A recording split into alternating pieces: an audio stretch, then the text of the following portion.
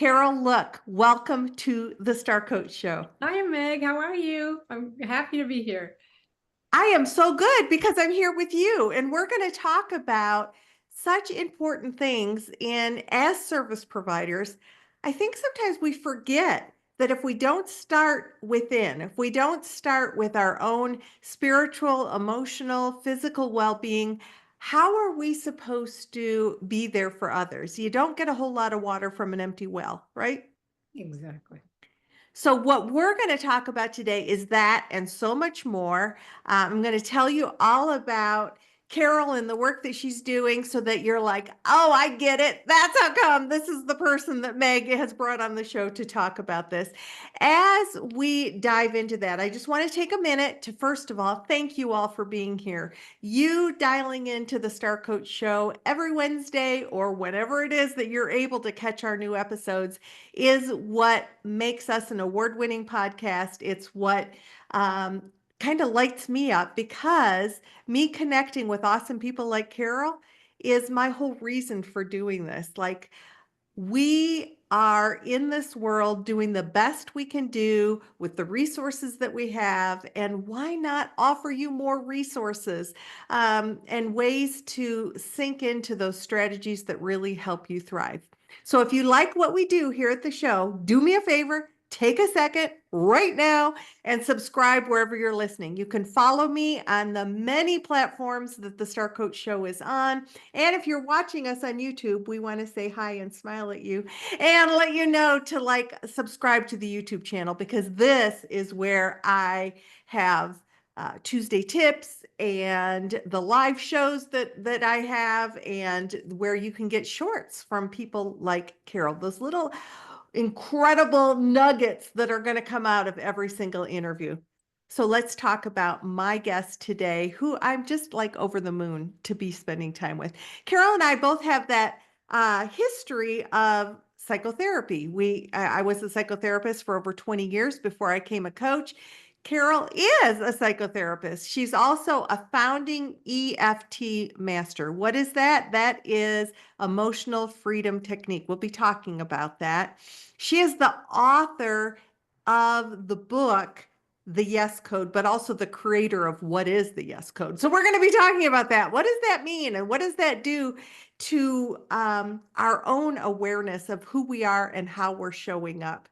The reason why I wanted to have Carol on the show, because you all know that that's what I like to tell you the most. Like, why did you pick this person to come on the show? Her energy is phenomenal. Her belief in how we need to ground ourselves, sort of anchor into those things that make us best. Well, who doesn't want to hear that? And the minute she opens her mouth, you're going to be like, I get why Meg wanted to have Carol on the show. So with that, we are going to just have a great conversation, and we're excited that you're here to have the conversation with us. So Carol, I just would like to maybe start with the whole concept of what led you to creating this yes code around transforming sabotage into success. Like, if that doesn't resonate with everybody right there, like, oh, give me some more of that, I don't know what will. So what led to this? My mistakes, my getting overwhelmed, my being burnt out, my not filling myself up first and then finding myself exhausted, having insomnia, having different issues where I really wasn't at my best. So I wanted to simplify it. Everybody has a coaching process. Everybody does coaching. That's great. But I wanted to make it super clear, 3 steps. Here's what you do no matter what challenge you're facing or what's going on in your life. So that's the Yes Code, is a 3-step coaching process. And then the book, the Yes Code, is how to transform your sabotage behaviors into success. Because again, I was the first guinea pig. I'm a procrastinator. I'm a perfectionist. I'm a people pleaser, right? Collecting clutter, some addiction issues in there too, and not taking care of myself is my favorite to talk about, my favorite self-sabotaging behavior that so many of us do. So I really wanted to help people with that because that changed my life. Working on taking care of myself consistently is what changed my life and my practice. Love that. And we're going to lean more deeply into that in just a minute. But you said something else that just like I saw a couple hands go up in my brain, like ask about that. And that is the concept of taking something that you've learned through your own journey, making it simple and digestible. So you said it's a three-step process. We all have our thing. What have you learned about making a process easily digestible that has impacted your clients? Well, I would say probably asking the right questions. So there are a lot of processes out there that seem, when you hear them, they seem basic and good and solid, and we should follow them. But we're not getting to the core issue. So I needed to add the core issue. So when someone says, I'm procrastinating, why are you procrastinating? Oh, I hate it. I hate myself. I know you do.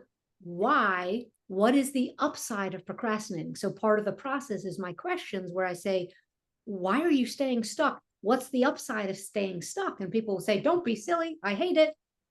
But if there weren't an upside, you wouldn't be there. And then I'll flip it and say, excuse me, say, what's the downside of reaching your goals? And people say, don't be silly. I want to reach my goals. Yes, and so do I, but we've all gotten in our own way. So what's it protecting you from? Human beings are all about safety. And once I got that, and once I could help my clients with that, game changer. Changes everything about any process you're doing. I don't care what tools you're using. If you don't understand that you're getting in your own way as a positive behavior, right? The intent is positive to Right. you from something, you can't change it. So a lot of people hire organizers and they hire weight loss coaches and they hire someone to help them with clutter and they hire someone to help them with their business, but they're not getting to the real issue. So I've seen people waste a lot of money because they're not getting to the heart of the fear and the heart of why they want to stay safe.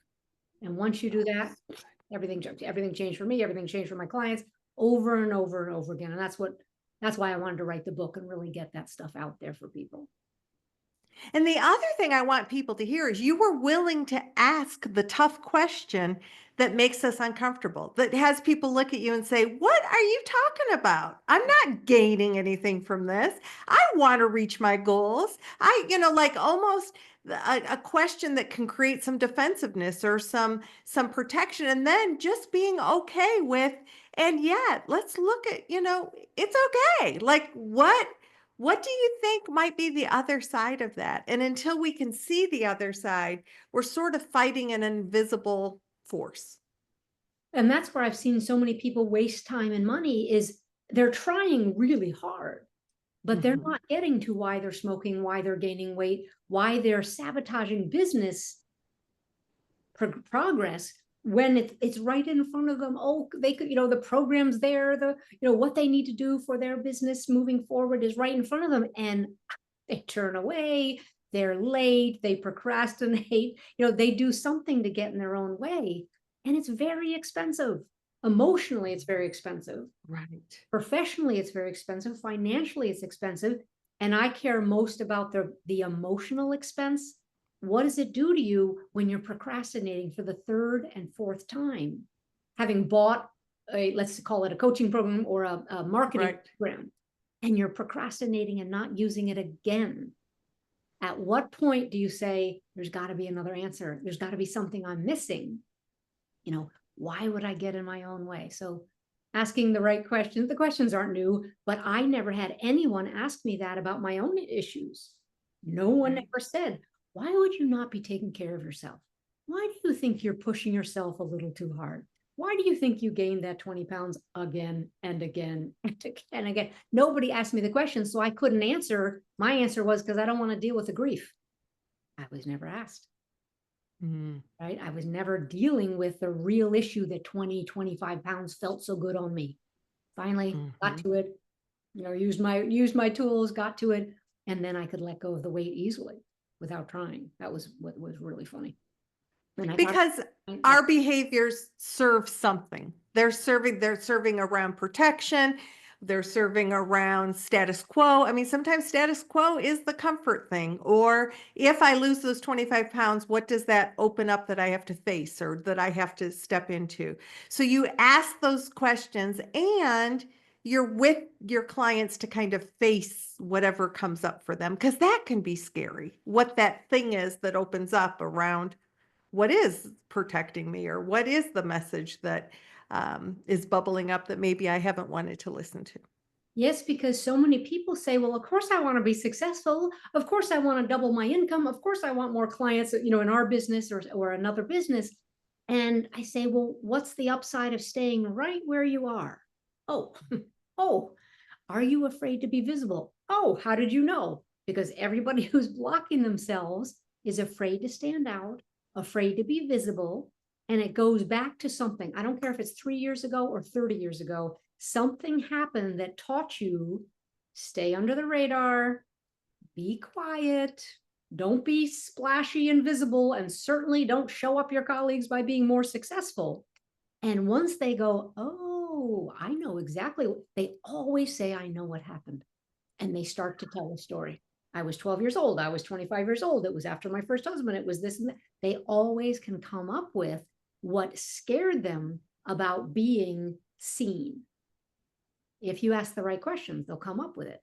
And then they go, that's why I've been protecting myself for so long. That's why I keep stubbing my toe. That's why I keep saying, of course, I want to be successful, buying another marketing program, investing in another coach, and they don't follow through. And again, I was the original not follow througher. I was the one who wasn't following through. I was the one who saw a comfort zone in my income. And I had to ask myself all the same questions. So one of the things that we talked about bringing forward was that as coaches, we can't be a secret and be a success at the same time. I tell my clients that over and over again. And yet not being a secret opens us up to use, as you said, to visibility, to it's a vulnerable feeling to sort of put ourselves out there and put our work out there. So there's sabotage. There's different sabotages that happen. Once you're talking about the questions you ask your clients, what are some of the things that we might be able to ask ourselves? Maybe do a little bit of self-coaching around. Exact same questions. Ask yourself, why are you getting in your own way? What's the upside of sabotaging, let's say, your next professional success or your next goal? And people will say, oh, I don't have enough time. I'm so busy. I just can't find, the right fit here. No, that's not it. That's not it. The reason is you're feeling unsafe. And once you can ask yourself, what makes you feel unsafe about success? Boom, boom, boom, all the answers start to come. And then you go, oh, I'm not a bad person for procrastinating. It's okay that I'm a perfectionist, but here's why I'm doing those behaviors, because ultimately I don't want to stick my head up too high and be a success and stand out. And the reason I don't want to is because I got very hurt last time. Someone was upset with me. I rocked the boat. Someone was jealous. And once you get to those answers, so we just ask ourselves the exact same questions. What's the upside of staying stuck? What could be the downside, possible downside of really having the success you keep saying you want to have? Oh, good. Once we become aware of that, what begins to shift for us or for our clients? Well, the first thing that shifts, which was very important for me, was we stopped criticizing ourselves. We stopped saying we're a bad person for not taking care of ourselves or a bad person for procrastinating. And that's a big deal. That is no small feat. So once that happens, then we get to the real issue. Oh, I'm afraid to be visible because so-and-so might want to hurt me. So-and-so might say, who does Meg think she is, having a top rated, podcast? And who does she? That's what people do. So we're not going to change people, but we're going to change our reactions to their reactions. So you're going to be much more successful when you do this work. Then people are going to have reactions to you, and you're going to have reactions to their reactions. And that's what we need to deal with. Being neutral about, hey, if someone's envious and jealous, that's okay. If you made much, much more than colleagues or siblings or neighbors, that's okay. They can have a problem with it. We can't change what they're going to do, but we can get neutral around our reactions, because if we're not neutral, we put a lid on ourselves and we say, oh, things are okay. No, things aren't okay. Things are fantastic. But we don't want to say that out loud.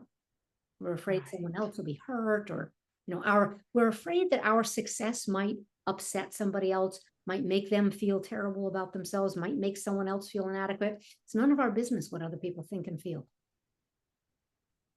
So good. And that whole, sometimes there's just this money mindset about like, if I really care about people and care about helping them make change, I sh I shouldn't be making lots of money. Somehow that's a disconnect for people. And I'm like, really? Um, so maybe addressing some of the beliefs that we have about those things too. Well, our results come from our emotions, our beliefs, and our behavior. That's how we get results.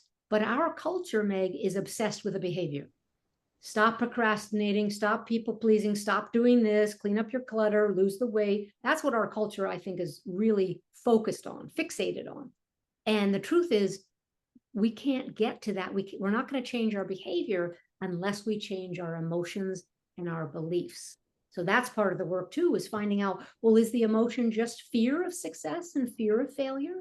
Or is your emotion guilt because you've really had a lot in your life and you think you shouldn't have more and don't deserve more? Is your belief that you're too old for this? Is your belief that nobody from my background or my family has ever been successful, so I can't be there? Maybe you believe in struggle. A lot of people say it can't be easy. It has to be tough and hard and rough on me and blood, sweat, and tears. It doesn't have to be, but that's uncomfortable for people. So we're actually making people uncomfortable and saying, well, what's the real issue? And again, everyone's focused on the behavior, do it differently, and do this and launch this program and get a YouTube channel and do, well, that's fine, but you will not keep up with it until you fix and heal and neutralize your emotional conflicts and your beliefs. So let's factor in now this technique that you're passionate about. Now we had Brad Yates on lots of episodes ago to talk about EFT, and this is something that you're just passionate about. So let's take what we've talked about so far and apply how EFT or tapping can kind of help with that. So tapping is the ultimate stress relief technique. When you're upset, let's say we ask the questions, what's the upside and downside? And someone says, oh, I'm afraid of success because he might be mad at me or she might be mad at me or upset. Okay, now you have a target for tapping. Because what tapping does is you open up the file in your brain, the file that says being successful is dangerous, Meg. Ooh, that's unsafe. We open the file. It's like a document. If I wanted to edit a document, send it to you, I'd have to pull it up, open it, edit, save, and then send. So we open the document that says success isn't safe. Then we pair it with the tapping on the acupuncture points, and the tapping calms down the fear, the fight, flight, or freeze response in your brain. So that's why miracles happen with this technique, where someone's afraid of heights or afraid of flying, and they do 10 minutes of tapping, and then they're like, well, it doesn't bother me now. I guess I'm over it. Because you've done something, you've rewired your brain. Now, people think of that in terms of phobias and PTSD, trauma, and complex issues. What about just being afraid of success? What about seeing yourself, keep yourself at a level because it's comfortable? Fear of success is as much a great target as someone who's got post-traumatic stress disorder.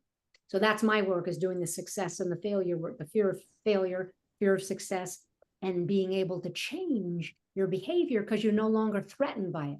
When human beings are threatened, they will move heaven and earth to stay the same. I mean, it looks ridiculous in our behavior. We might see it in a friend or a colleague and say, oh, really? Oh my gosh, third boyfriend, exactly the same personality. What are you doing? But we can't see it in us. Right. Right. So it's very important to understand that we're staying the same to be safe, or we're sabotaging ourselves to stay in our little box because we don't want to expand. And then you've got a great target for tapping. So tapping works miracles. It's amazing, but you have to be clear. You don't just tap while you're talking and thinking. You want to be clear. What are you trying to change or reduce or neutralize in your mind? And usually it's a fear or guilt or impatience. A lot of people are impatient. I've done everything right. Where's my abundance? Mhm. Or the beliefs that we talked about. Safe, success isn't safe. Struggle is how it has to be. Nobody in my family could ever be successful. Those beliefs can also be a target for the tapping. So when you tap and you accompany it with words, the words are what we're moving toward or what we're moving away from. The words represent the fear, usually the fear. The target is usually a fear, right? Mhm. You can do this for symptoms too. So if someone has migraine headaches, you can do this too. So usually what we're tapping on is trying to clear our conflict. So if your conflict is, I want to be safe, but part of me really doesn't want to be safe, successful. Part of me wants to be successful, but the other part that's stronger is saying, stay away. It's scary. I want to be safe. I want to just stay in my corner. Yeah. That's our conflict. And then we use that with the tapping, even though I'm afraid to be successful because I think I'm going to be hurt, comma, I deeply and completely accept myself anyway. Then we start to reduce the upset or the stress around this image and visualization of us being successful and that it's going to be a conflict. We have an assumption. We make Mhm. beliefs and feelings and assumptions that this is not going to be good. But everybody, I'm going to workshops that are success workshops. I don't want to really be successful deep down. I'm afraid of it. So then that becomes your target. I'm afraid to be successful. We go tap, tap, tap, tap, tap, and it starts going lower and lower. And you're like, no, I'm okay. If they have a problem with it, I'm okay. I mean, I've just seen this, well, certainly in myself, because I was the first guinea pig, seen this in Right. so many clients who finally get the aha they've been looking for. That's why I don't care about charging money for my services, because when people get the aha and change their lives, I'm good. The result is well worth. Yeah, it's gold. Yeah. So just so you call out the assumption.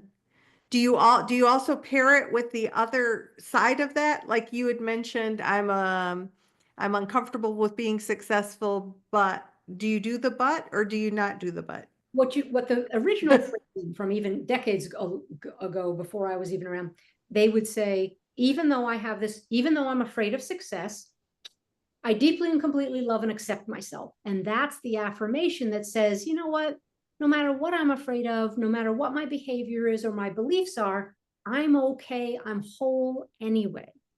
And that doesn't. Creating that safety, that's so good. So then people start telling you things. Then people start saying, you know what, really the truth is, my mother or father or sister was jealous of me, and that's why I kept a little myself. They start telling you their story. Right. So you do that, and then you tap on the issue. I'm afraid of success. We can do a sample one if you want. I'm afraid of success. Yeah. And then you test it. You go back in and say, how does it feel now? What does it feel like now? Oh, I was afraid. I was an 8 on the 0 to 10 point scale of being afraid of success. Now it's like, I'm a 5. What we know about human beings and the brain is that 7, 8, 9, 10 of fear, let's say 7 to 10 of fear, you will not change. You can't, and you can't fight that. But when the number starts to get lower, when your distress or stress around success and being safe and what it'll be like for you, when that starts to change, then it's like, oh, then you change your behavior. This is why I object to people focusing so much on the behavior, because they're missing the whole point. Yeah. Yeah, love that. Yeah, I think maybe we should do a little bit of and invite the listeners into doing this. I love the fact that it's the assumption followed by an affirmation, basically. I mean, I know that's making it super simple, but um, so how would you like us to kind of ease into this with you? Great. So first thing we do is choose a target. How about for your audience, Meg, we say, I'm afraid to be visible. How about that? Afraid to stand out and be visible. Sounds good. That's why people are afraid of success, is because they're afraid that success will make them too visible. So we've chosen our target. The next step is to say, on the scale of 0 to 10, how afraid am I of being visible? Am I really above a 5? Am I really a 7 about that? So everybody could write down their number. Think of yourself more visible, out there more, making more money, doing whatever you do in your business, right? Being more visible for sure, standing out. So we've chosen a target. I'm afraid to be visible. We've measured the level of fear, 0 to 10. Then we start tapping. So you be my echo. Unless you want to do this as a real example that you actually have one, that's fine. Otherwise, you just be an echo and we'll just work through it this way. I'll be an echo because I think you've picked an excellent one for the audience. Good. So it's very, very simple. And human beings like to make this complicated. It's not complicated. So we just go here, tap on the side of your hand. It's called the karate chop, point to the side of the hand, either left or right. I'm right-handed, so I do everything on that side of my body. So we go like this. Even though I'm afraid to be visible and to stand out, Even though I'm afraid to be visible and to stand out, I deeply and completely love and accept myself anyway. I deeply and completely love and accept myself anyway. Even though I don't feel safe being visible and standing out, Even though I don't feel safe being visible and standing out, and I think I know where it came from, and I think I know where it came from, I deeply and completely love and accept myself anyway. I deeply and completely love and accept myself anyway. Then we take 2 fingers of our dominant hand and we tap along these points. So you start here on the eyebrow point, either side of the body. You don't have to do both. They've done studies now that show you can do only one side. And we just repeat the target. I'm afraid to be successful. I'm afraid to be successful Next point is on the side of the eye because I don't want to stand out. because I don't want to stand out. Next point is underneath either eye. I'm afraid to be visible I'm afraid to be visible because I don't want to stand out. because I don't want to stand out. What if they're upset with me? What if they're upset with me? Next point is under one of these funny knobs here. You're under your collarbone. I'm afraid to stand out and be visible. I'm afraid to stand out and be visible. Next point is under 4 inches below your armpit, either side. I'm afraid to be successful and stand out. I'm afraid to be successful and stand out. Last point is on your top of your head. Go around in a little circle up there and say, no wonder I keep getting in my own way. No wonder I keep getting in my own way. Good. And you take a deep breath, and that just helps metabolize it and keep moving it. Now, in the beginning EFT tappers can say the same thing every point and get great results. I'm afraid to be visible. I'm afraid to be visible. I'm afraid to be visible. It's just boring for me. I've done it for too many years. So I start to tell more of a story and then end up, no wonder I'm sabotaging myself. And people really get that. It feels really good when you're telling them the story that way. Right. So Love that. then you'd go back and say, tune into the same thing I was thinking, publishing my book, doubling my salary, launching a program, starting a new business, that whatever you tuned into to get your number about your fear of being visible, measure again, tune in again. Don't switch topics on me. Same thing. Right. Oh, that feels different. Or people will say something's coming up. Now I remember who got mad at me the last time I stood out or the last time I was shining. Then you start to change it again and you go back and repeat. We'll do one. Want to do one more quick one? Sure. Even though I'm still afraid of being visible. Even though I'm still afraid of being visible. Because I do remember what happened last time. Because I do remember what happened last time. I deeply and completely love and accept myself anyway. I deeply and completely love and accept myself anyway. Even though I am still a little afraid of being visible. Even though I'm still a little afraid of being visible. No wonder I sabotage my success. No wonder I sabotage my success. I accept all of me anyway. I accept all of me anyway. 2 fingers of your dominant hand, eyebrow point. No wonder I get in my own way. No wonder I get in my own way. Side of the eye. I'm afraid to be visible and to stand out. I'm afraid to be visible and to stand out. Under the eye. What if they get mad at me? What if they get mad at me? Under the nose. I don't want to be so visible. I don't want to be so visible. Chin point. No wonder I keep sabotaging my success. No wonder I keep sabotaging my success. Collarbone point. Now I understand what I've been doing.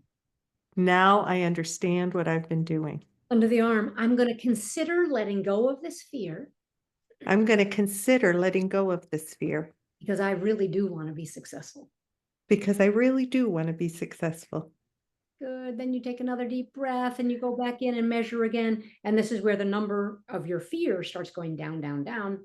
And then naturally your behavior changes. Again, everybody's so focused on the behavior that they're not dealing with the real issue, which is the fears and the beliefs. So excited. That's just, and for anybody who's like, well, that's just kind of weird, or that just, I think we don't always understand all of how we are made or where our pressure points are, or those guys, but there's research. I mean, EFT has been proven. It's not just like a little woo-woo thing. So if you didn't follow everything that Carol was saying by listening, I encourage you to watch us on our, Star Coach show at YouTube so that you can actually see how we moved around and join in that. Because I'm willing to bet it's going to open some doors for you. Yes. And remember the steps, choose a really clear target. Everybody could choose a fear and never do anything else. Fears are, we're full of fear. Choose a target, do the tapping here, even though I have this fear, I accept myself anyway. And then you just tap and say what the fear is. Just kind of talk to yourself, vent a little bit while you follow all those points.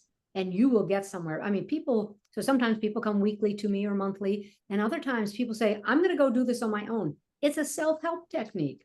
Is it helpful Right. to someone else's eyes and ears? Of course, always in any kind of coaching, but you can do it on yourself and make incredible progress.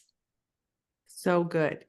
Carol, we have covered some really important things in a relatively short period of time, from what we might be doing to get in our own way to giving some solid techniques to uh, starting with building awareness about that. Because until we are able to identify what that is, then any technique might not really be as helpful as it could be.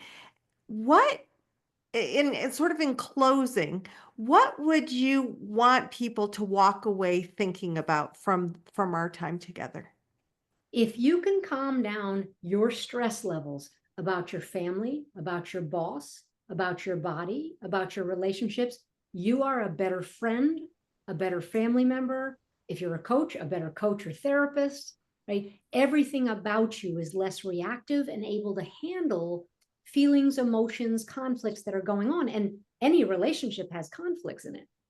So if you could use a tool, if you could commit to using a tool 10 minutes a day, I'm not asking for a half an hour, right? I do my tapping I've already done my tapping for the day. No matter, I could be teaching a 3-day workshop on tapping. I still have to do my private, individualized, personal tapping on anything that's stressing me out, anything that's happened during the day, or sometimes I go back to the past. So if you could commit to 10 minutes a day, your life will change. And I know that because I've been in the field for 25 years and I keep seeing it over and over again. And I keep changing too. So it's really, it's as simple as we did it, Meg, as our example was. Choose a very clear target, keep tapping, and watch your behavior change. So good. So Carol is the author of the Yes Code, Transforming Sabotage into Success. Carol, what's the best way for people to follow your work? So they could go to theyescode.com and you could put your email and name in there and get free videos and free PDFs about how to do it. So that's a lot of fun. That's connected to the book. So they can go there or to carollook.com, either place. So good.